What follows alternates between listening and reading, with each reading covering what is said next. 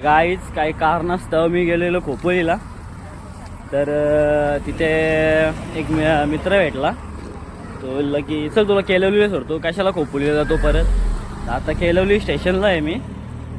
तर डायरेक्ट मला ट्रेन आता वाजले 2 दुपारचे आणि डायरेक्ट 3:30ची ट्रेन आहे मला केलवलीपासून. तर बोले एवढा वेळ करू काय. तर तेजसला कॉल केला, झोपलेला बिचारा. नाही बोलला नाही, येते घ्यायला येते मला.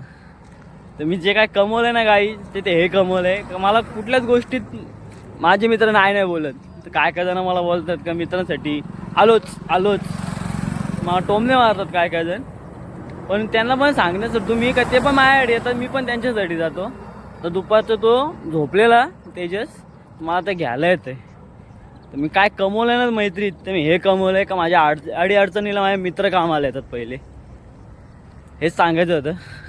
आई आलाय मला भाऊ घ्यायला मला. झोपलेला का रे?